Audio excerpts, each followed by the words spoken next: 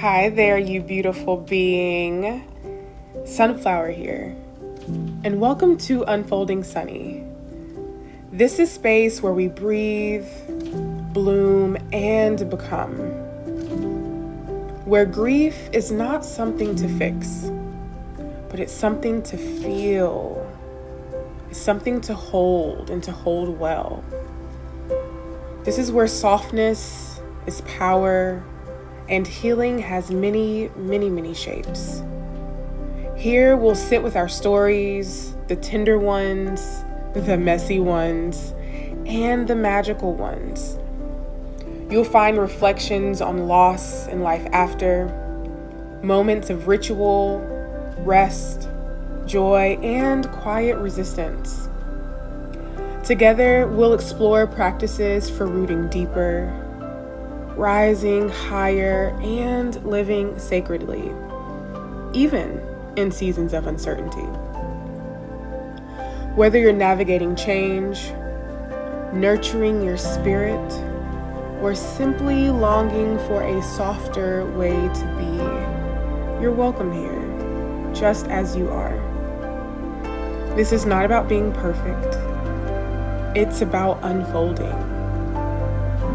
So let's take a deep breath in through our nose and slowly out through our lips.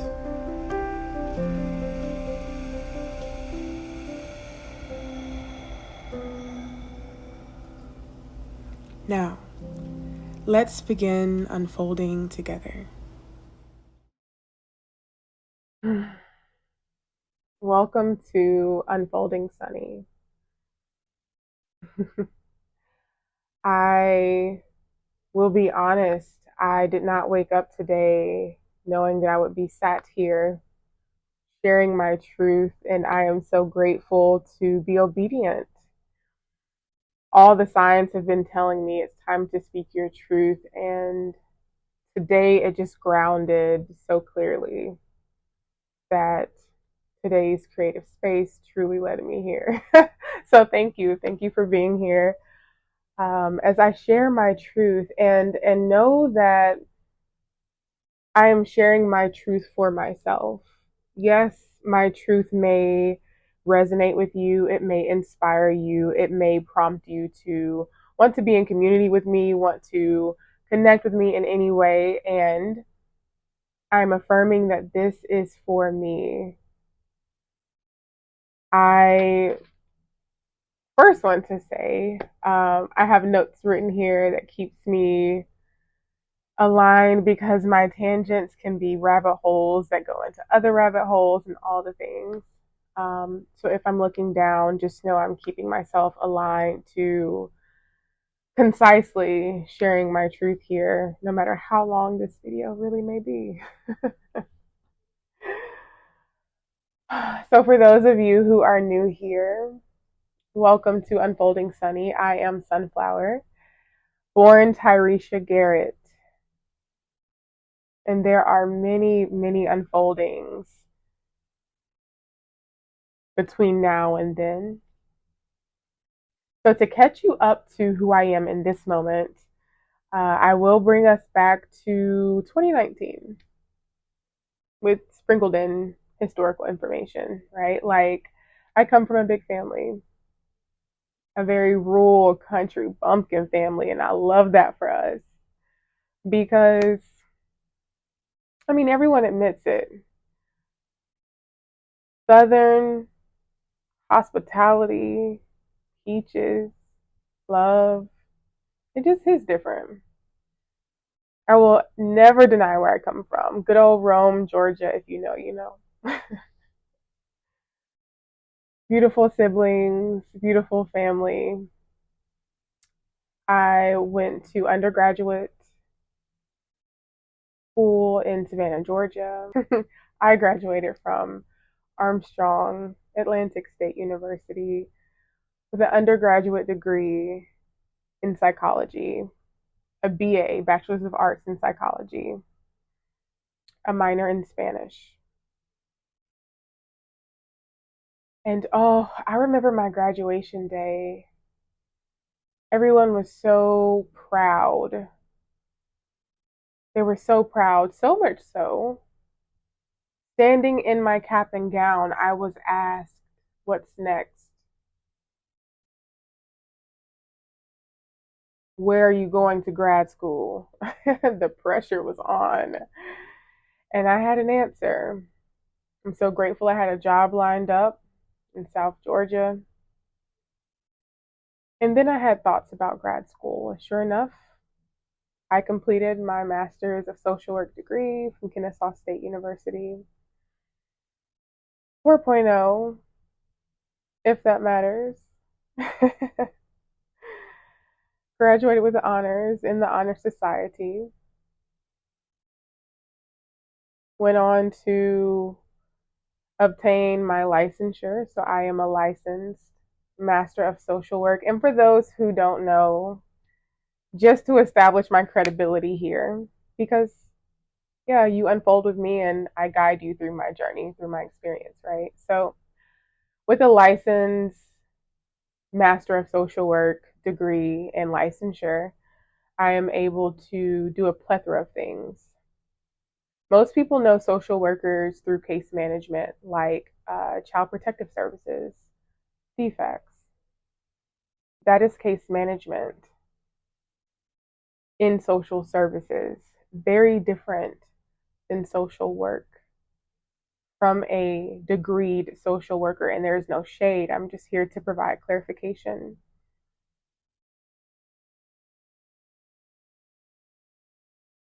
And so my licensure allows me to be clinical, to serve as a therapist. It allows me to be clinical and serve in hospital settings, mental facilities, with our veterans, in school systems. Even community work may require a licensure. So it varies. However, I am a licensed master of social work from the Kennesaw State University, Go Owls. After that, I went to pursue a career at DFACS. They paid for my graduate degree through the 4E scholarship grant that I won. I won that. Yeah. It was already mine. I just stepped into the calling like I always do. Yeah, so as soon as I graduated, there was actually a hiring freeze. So I took a moment to serve as a therapist for maybe a month and some change before I onboarded at DFACS, where I served for 5 years, a little over a year, maybe like a year and a half in the case management role as a CPS worker. And then I pivoted to the state level office where I was in charge of psychotropic medications and therapeutic supports for all of the foster youth here in Georgia. Yeah, really tedious on the mental and the heart space that I have. Super gravy work from home job, very flexible with my schedule. A lot of people in my reality at that time thought I was crazy when I left. People typically retire from that position. And I made it there in less than 2 years and didn't stay long at all. 5 years and I was out. Why was I out? Because shit was tough. Life was lifing. And so before I left, back it on up a little bit. This is why I have notes. This is why I have notes. Let's back it on up. While I was working at DFACS, finished school, all the things, I was in my first serious adult relationship through grad school and starting my career. And wow, I'm so grateful for the wisdoms that I never created space to embody because I moved on rather quickly. I sure did. It was in the heat of the pandemic. And who didn't want to be booed up? Who didn't want to be? I'm also reading a book that's teaching me a lot about attachment style and my anxious attachment, and it all makes sense, right? Going in grace. However, this is my truth. This is really what happened in my reality as I embodied and lived it. So, yeah, 2019, 2020, I'm in my own place, making my big girl money, taking the trips with friends. Like, I'm doing it. I'm living life. Got this new boo, pandemic hits. Really loved it. Love being booed up and cooped in, cooking every day, enjoying life, all the things. It was great. Also loved being able to connect with my family on was it called like house calls or some type of app like that. And yeah, then suddenly my dad dies. Yeah, I remember getting the call from my sister April 13th of 2020. Yeah, that day transformed my life forever. I remember laying in bed, jumping up, crying hysterically. I couldn't even make sense. I couldn't even make sense of any of it. And I remember rushing home. I don't even remember if I drove or my girlfriend at the time drove. I don't know. I just know that we got there. And everything is a blur after that. I was living my life as a blur. I was living life as a blur from that moment forward.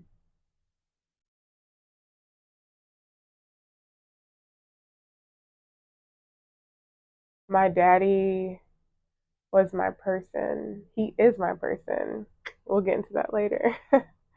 Daddy is my person, and physically losing him rocked my world. And in that time, I became a first time full time parent to my brother, whom I love dearly.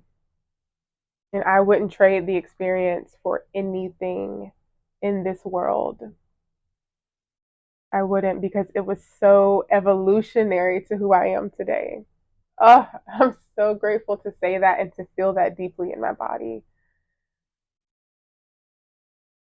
So many wisdoms came from parenting and in the way that I did. Parenting through trauma, parenting through scarcity,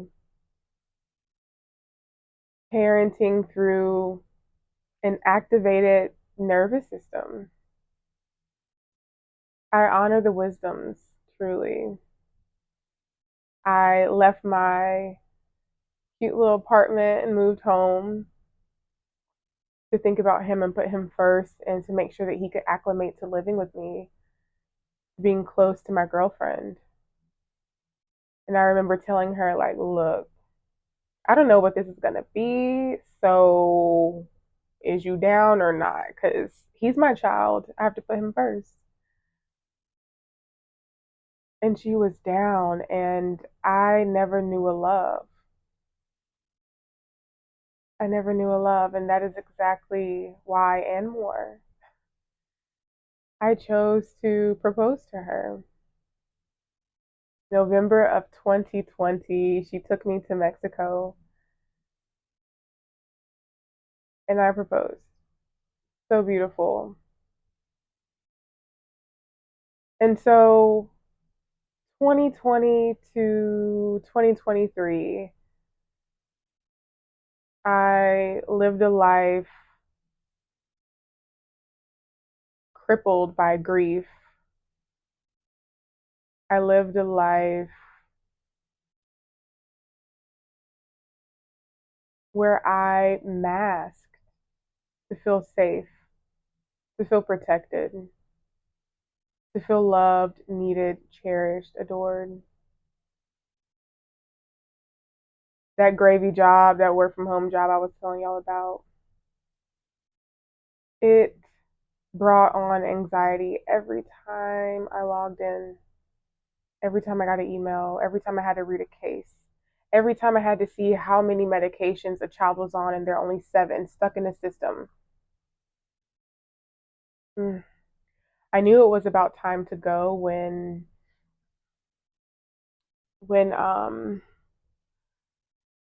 I started reading cases about children who were losing their parents. Their parents were physically dying while they were in the system, and they weren't even allowed to go to the funeral.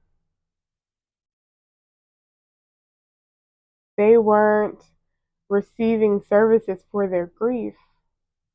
They were being bounced from house to house, now on 8, 9 medications, resistant to clinical support.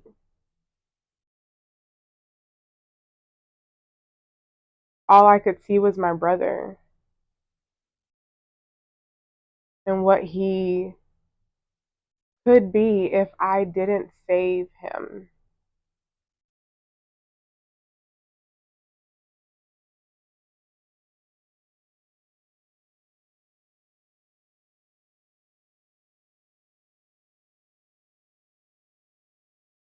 And so I kept at it,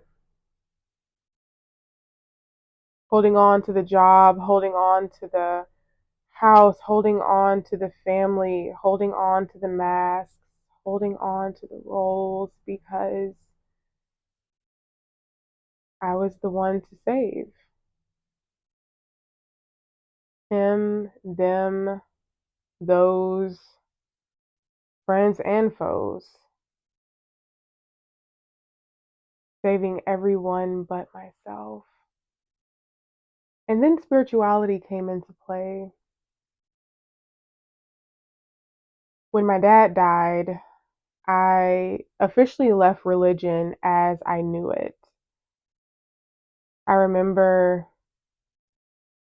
being in the hospital room with him, praying hours on end, even speaking in tongues, only for it to result in that I don't know a God in the way that I knew God. To have me endure such traumatic tragedy. So it was me with me in my community for a few years. And it wasn't until I received my first crystal that I began to create moments of stillness, meditation, but I like to call it stillness because it doesn't have to be traditional, it doesn't have to be as woo woo as you think.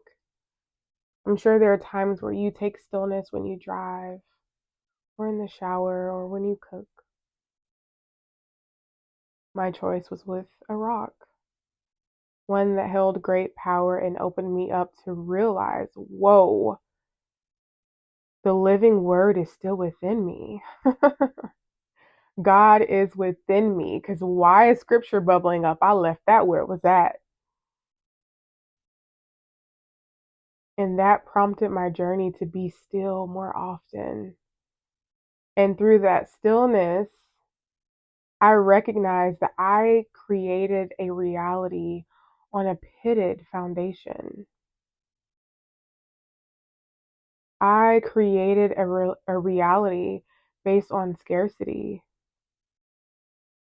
based on lack, based on childhood wounds that I had yet begin to unpack. Mm.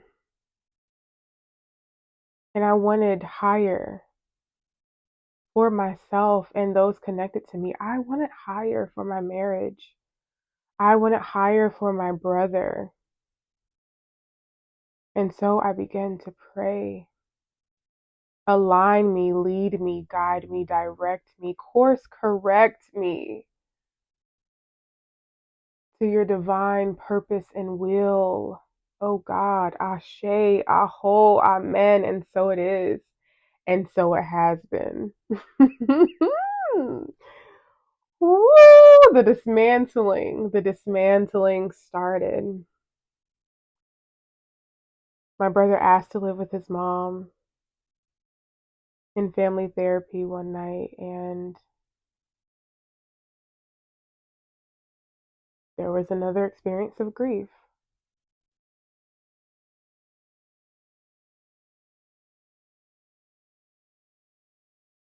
I had already allowed part of myself to die so that I could rise and mother him. And I'm so grateful that I've been given the space to resurrect myself and course correct. I was raising him wounded, scarce, fragile. He deserved his mother, as he conceptually knew mother to be. There was a point I thought that my brother left because of my marriage. I was so checked out, so robotic just to keep everything afloat. I wasn't present, not with my wife, not with my child, not with myself. I was a zombie. And so grateful for the help, the love, the care that I received from all. And it was a band-aid because I didn't have the space to give it to myself first. The cup was always going to run dry.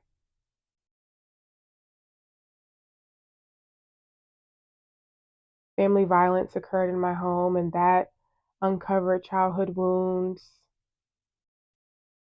Remembering how frightened I was to experience family violence in my own home as a child,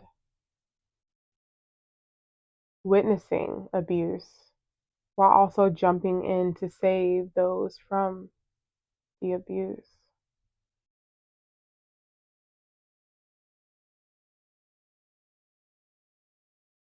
I regressed back into my childlike self, alone and afraid,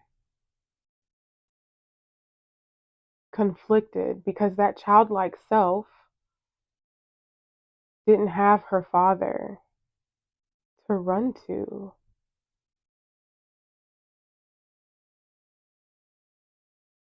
She was alone while still trying to save everyone else. And so, again, I'm so grateful to the divine, the universe, God, the Most High, whatever word fits there for you, insert.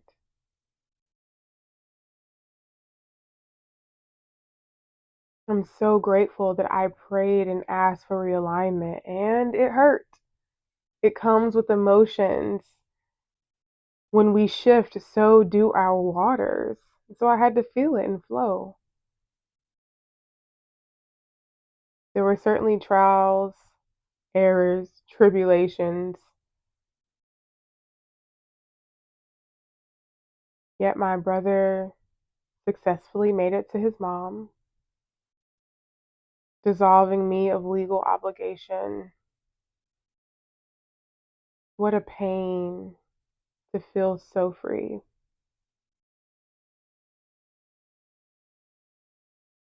And then suddenly, things imploded with my marriage. It was already on the brink. Another topic for a different day. And it imploded. I wasn't welcome back home.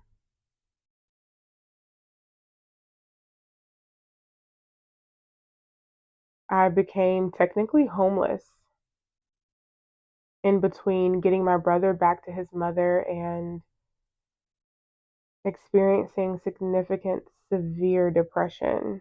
For the first time ever in my life had I experienced it that deeply. I recall experiencing depression only one other time in my life, and that was when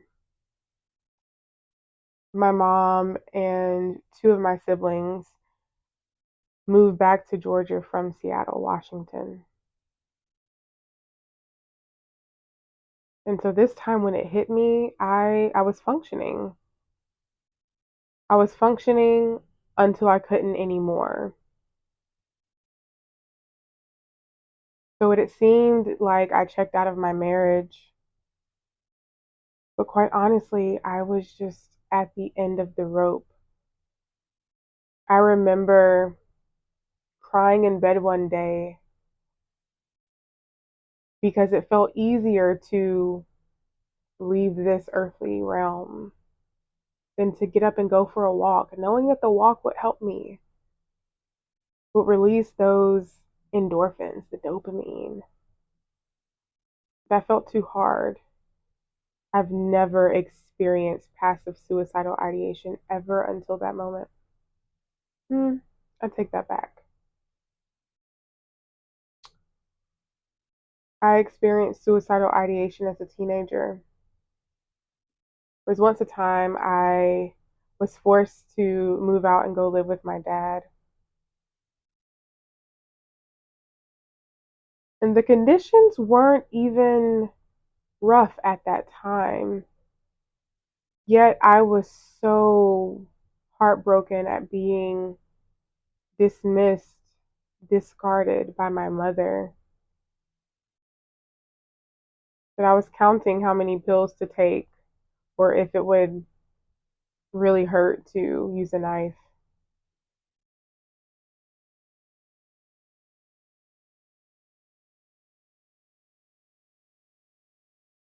So to experience that after finally being free, yet still grappling with grief,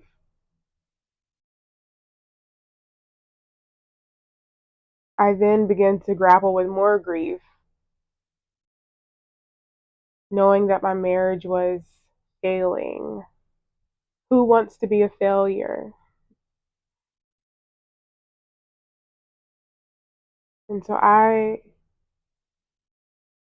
tried my best with the resources, the capacity, the tools that I had at the time to rectify the very thing that I also had a hand to play in destroying. And that created another traumatic perspective for me to live through. The little girl in me felt abandoned yet again, tossed out of her home. I had quit my job so that we could continue our dream of traveling the world debt free. I took our my 401k and paid our debt in hopes that maybe that is effort and will help the marriage survive.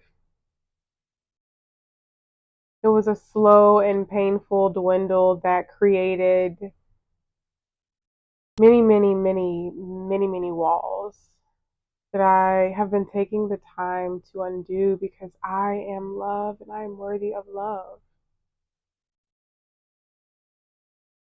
And the beautiful thing that spirit allowed to unfold within that is my desire to work, if you will, work a bit freely. Yes, I had a work from home job, and that job didn't allow me to leave the state. Where's the freedom in that? So I was a full time entrepreneur for about 6 months, hardly bringing in any revenue, living with Soul Family at the time, door dashing, making money from community events. I was in the void, recalibrating my energy to manifest the very things before me. I started contract work March of 2024, where I can travel about the country and still serve remotely, and I adore the position.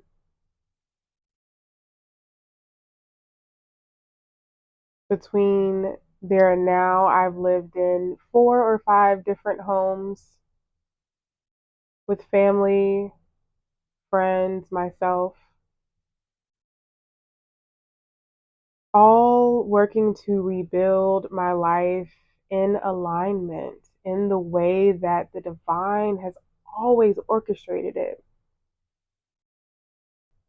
I thought I was doing big stuff when I received more clientele,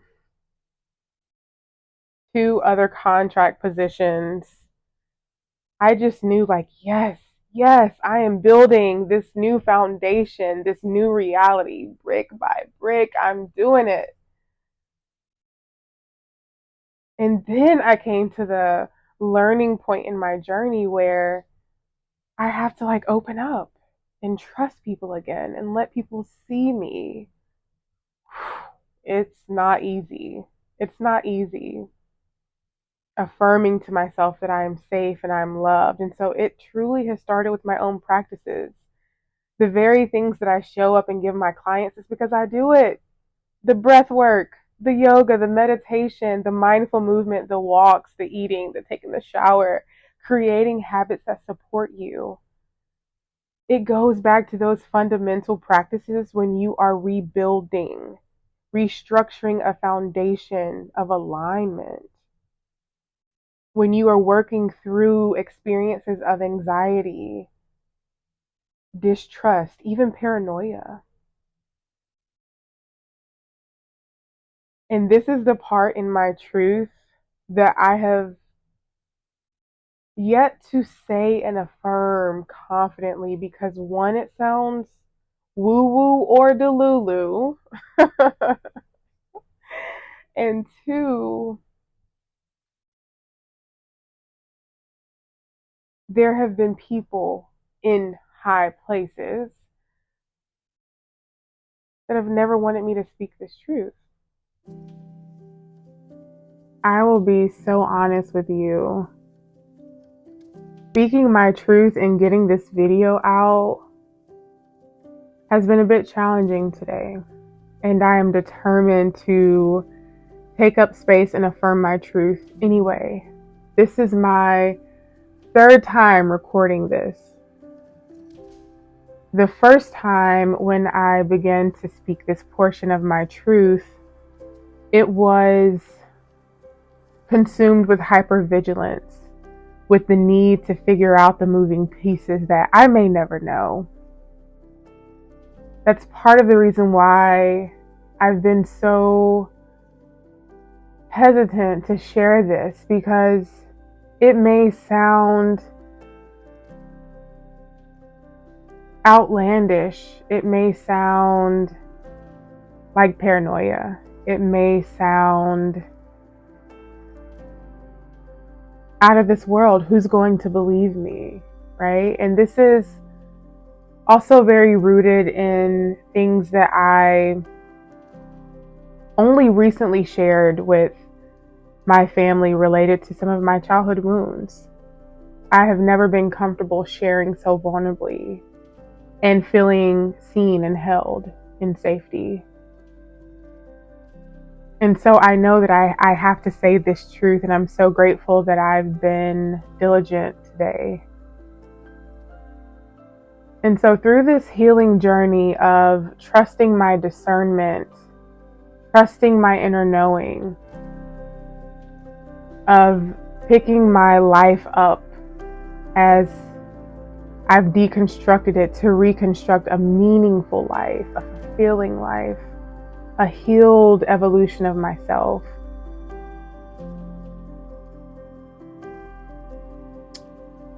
I will admit that someone broke into my home.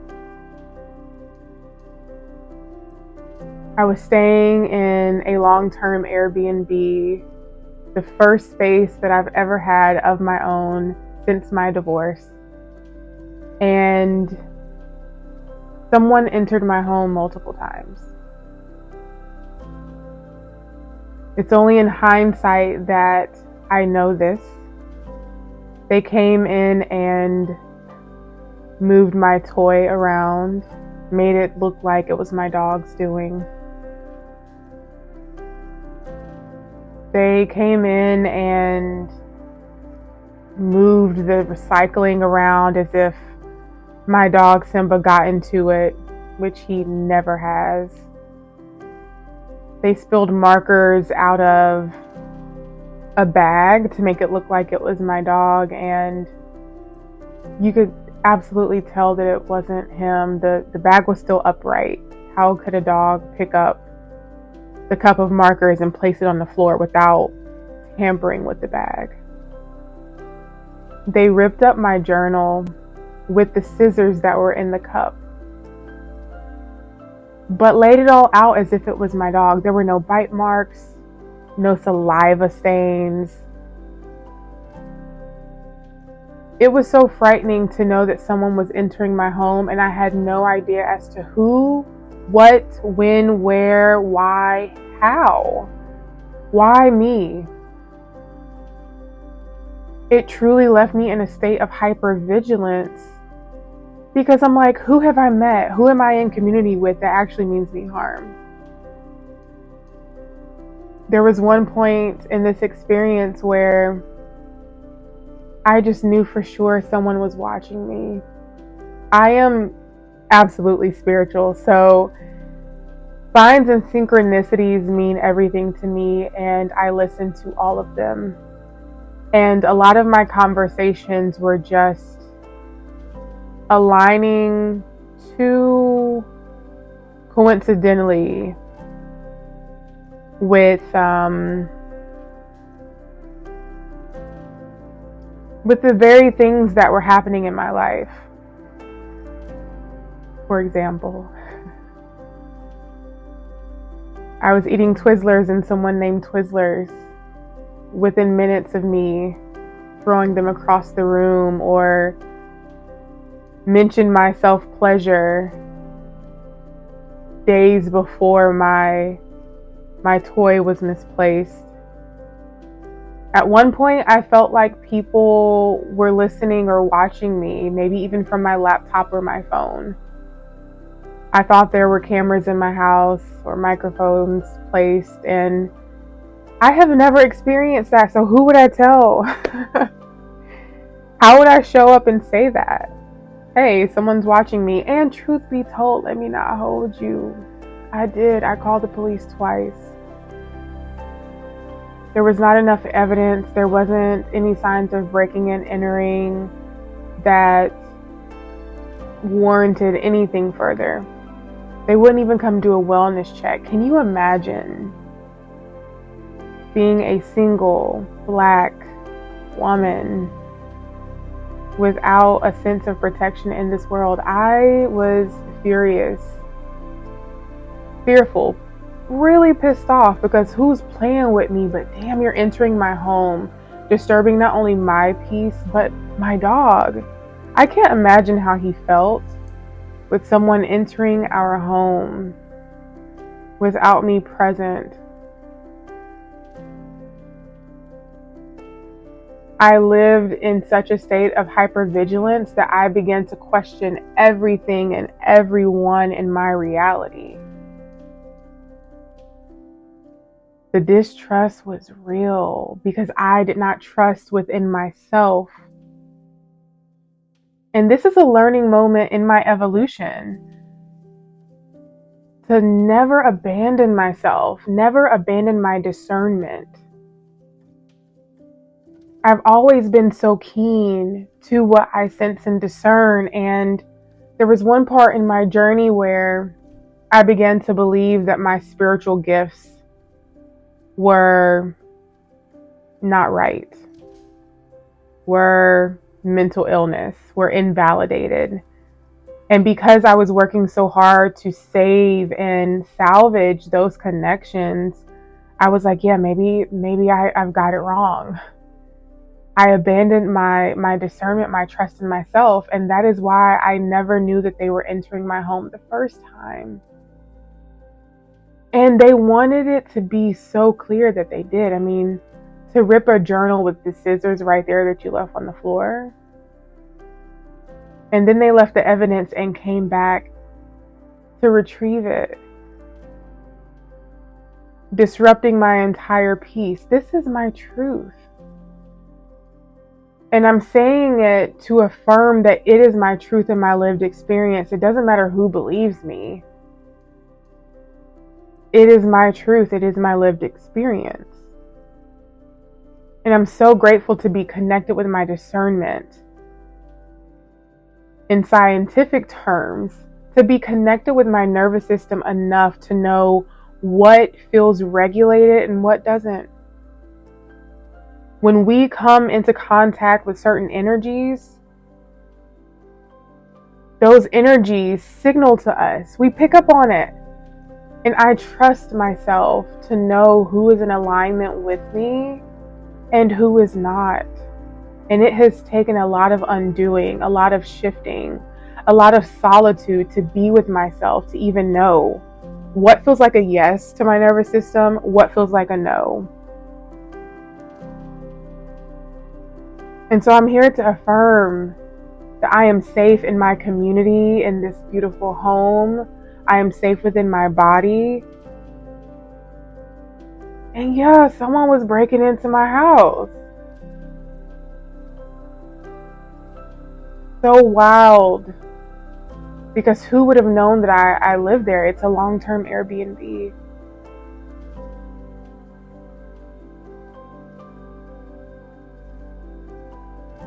And so from all of my journey, all of my experience, I have learned to remain rooted in myself through rituals, through daily habits that help ground me back into myself. I always tell my clients that it's great to have tools, but they're most powerful when you embed them in your everyday life and you make them habit so that you can easily assess them when you really need them. I also believe that when we sleep, we detach from these bodies. So when we wake up, it is our responsibility, our due diligence to ourselves to ground back down into these vessels. And so I choose to do that with yoga or a walk or a mindful moment or listening to frequencies or reading, just taking a moment to myself before I ever pour out and expend my energy. There are a multitude of ways that I have called my energy back home to myself. And it is allowing me to create this beautiful community of support and creative energies around me. I am truly aligning as the divine has orchestrated it for my highest good, even when it doesn't feel like it. Realignment doesn't always feel good. It's always about the journey and never the destination. And I am grateful for my journey.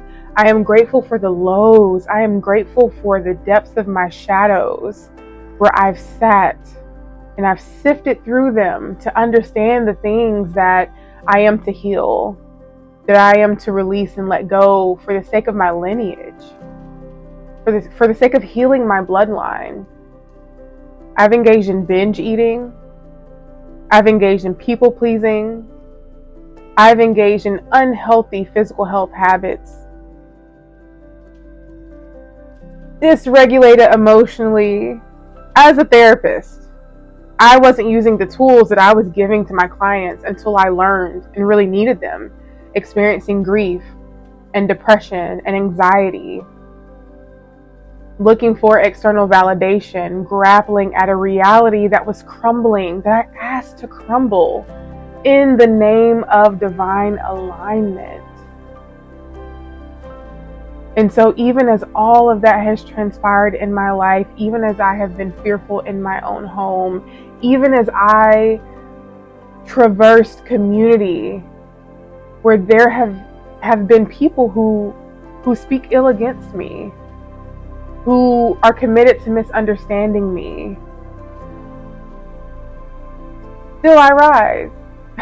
Because it's my truth that sets me free. It will always be our truth that sets us free. a beautiful friend of mine, family in fact. The first time I met him, he said something along the lines of, "We make the intangible tangible by speaking our truth and grounding it down into this reality.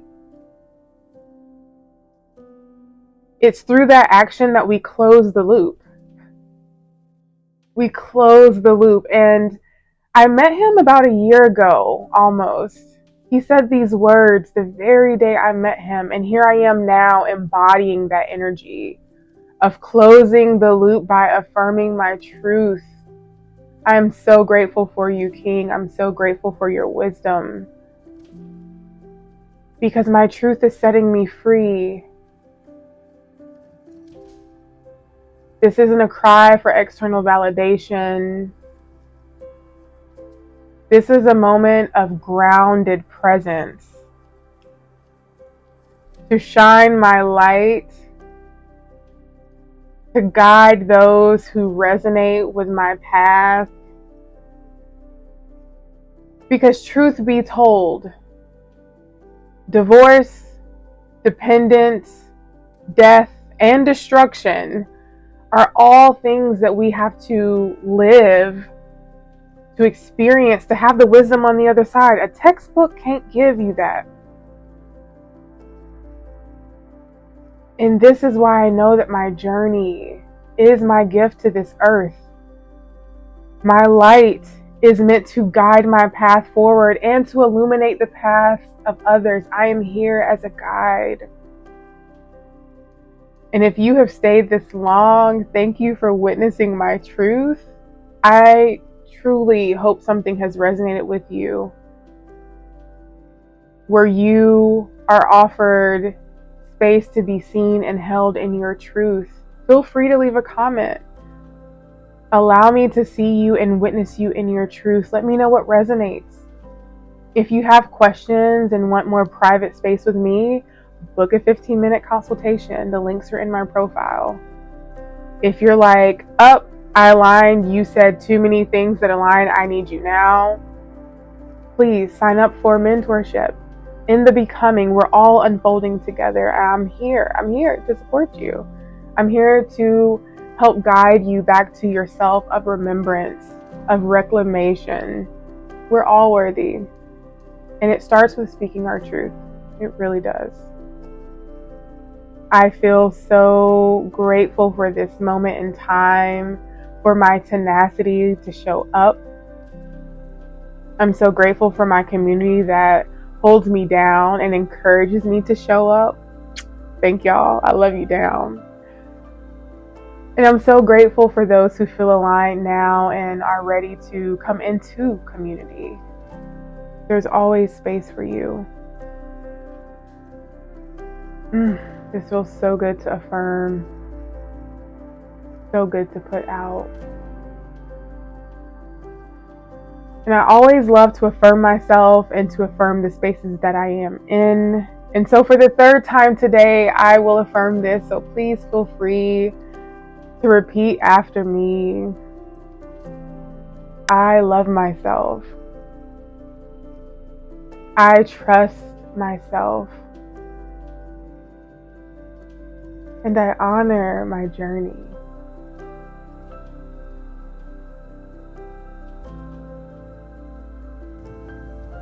I am secure in speaking my truth unapologetically.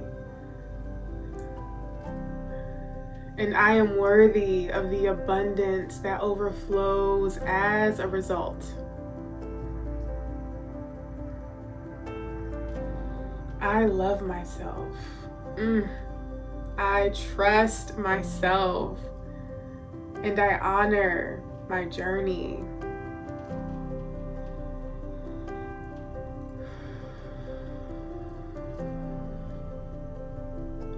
I am secure in speaking my truth unapologetically. And I am so worthy and deserving of the abundance that shall overflow as a result.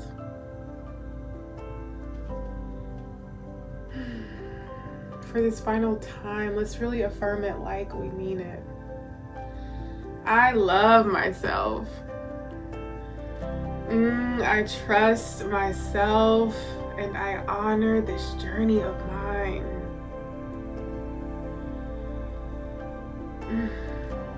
I am so secure in speaking my truth unapologetically. And I am so worthy and deserving of the abundance that is here as a result of speaking my truth.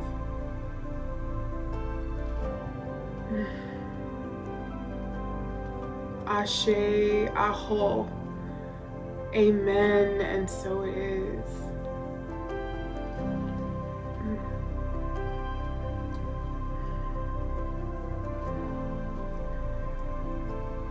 Thank you for tuning in to Unfolding Sunie. Thank you for unfolding with me and taking what resonates from my journey.